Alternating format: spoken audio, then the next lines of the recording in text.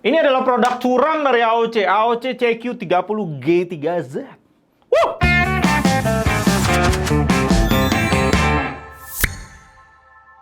Monitor 30 inch dari AOC ini benar-benar great deal banget. Ditunjukin buat orang-orang yang mau main game balapan serius tanpa harus keluarin modal banyak di PC super high-end karena resolusinya cuma WFHD. Di sisi lain ini juga masih bisa jadi monitor productivity yang sangat capable.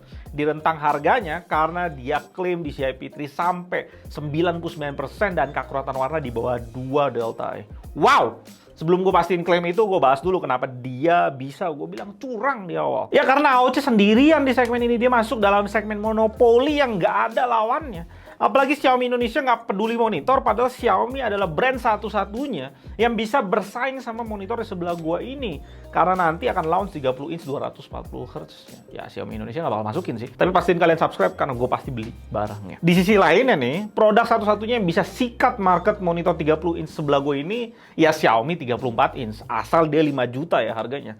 Tapi ya mau gimana? Xiaomi Indonesia gitu loh. Ditambah lagi, pasar ultrawide murah yang selama ini dikuasain LG. Sekarang LG cuma ready satu tipe aja. 29 WP60G, 29 inch IPS 75 Hz dan USB-C prematur di 3,6 juta. LG memang punya spek HDR10 yang nggak ada di AOC, yang dimana dia bisa terima sinyal HDR. Tapi ketika brightness-nya LG cuma 250 nits dan panel bitdepth-nya cuma standar banget di 6 bits per FRC, ya lu nggak akan dapetin HDR sesungguhnya juga karena menurut beberapa website yang gue baca, salah satunya website Intel, minimum brightness harus 600 nits atau paling rendah lah 400 nit untuk bisa show konten HDR dengan baik. Dan panel bit depth-nya masih 10 bits murni atau 8 bits plus FRC itu minimum.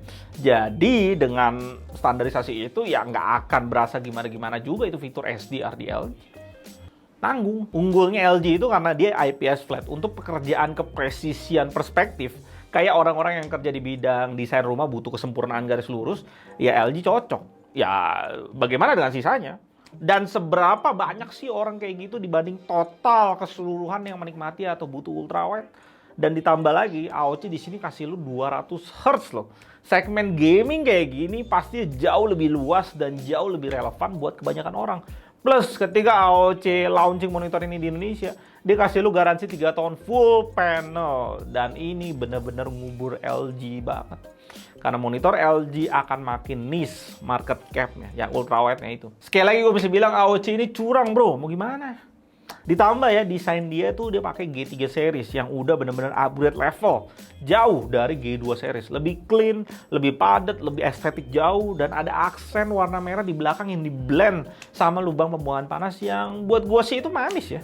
Plus ergonomi stand yang lengkap dengan kemulusannya. Ada tilt, swivel, dan height adjustment. Nice lah, G3 series mah. Portnya juga udah ngadep ke bawah, cakep untuk pakein bracket ke monitor. Dan dia juga kasih kita USB hub yang ditaruh miring di belakang supaya kita lebih gampang jangkau ketika lo pakai swivel mulus yang dikasih AOC. AOC memang kasih kita kabel USB hub, tapi buat apa dipakai kalau kita udah punya yang perfect dari Lindy? Gua nggak nyangka Lindy bikin kabel USB hub kayak gini sepremium ini. Ini kabel tuh niche banget ya, nggak semua orang butuh, tapi ini nunjukin keniatan brand ini.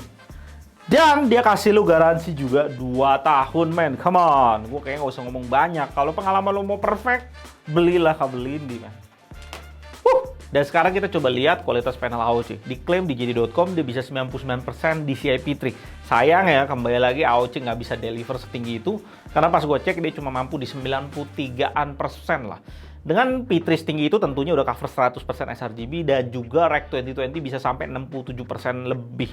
Monitor ini coveragenya luas sih. Kalibrasi bawaan pabrik nggak terlalu bagus gimana. Panelnya agak sedikit didominasi warna hijau sehingga pas disuruh show warna putih, dia malah keluarin putih kehijauan. Maka dari itu delta EITP-nya bisa sampai 9 lebih. Panel bawaannya juga oversaturated karena color gamutnya itu terlalu luas dan AOC nggak limit keluarnya warna. Average-nya tuh sampai 12 delta E lebih. Itu juga membuat keakurasian warnanya di pelet sRGB ngacir banget sampai 13 delta I dan P3 di 12 delta I. Dan AOC yang ini juga nggak kasih kita mode sRGB buat ngelimit warnanya keluar. Jadi konten yang lu tonton di web akan selalu oversaturated.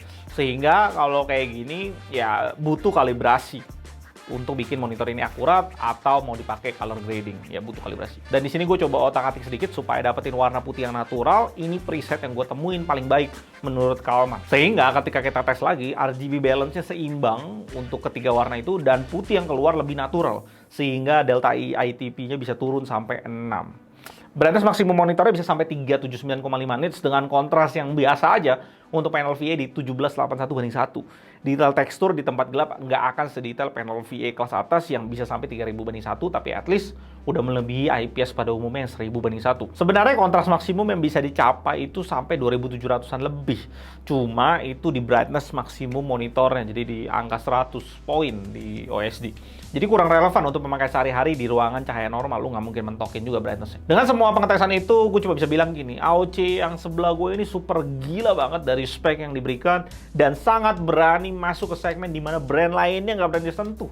Dan lagi dengan harganya super gila, kita ambil patokan di China itu cuma 4 juta rupiah. Plus build quality yang nggak main-main dan segala fitur lainnya yang diberikan. Ajib sih. Ini ajib banget, apalagi lawannya nggak ada sama sekali, udah curang. Mungkin sedikit untuk monitor ini, respon time-nya itu nggak terlalu cepet gimana, karena yang namanya panel VA memang nggak ditunjukin untuk kompetitif game.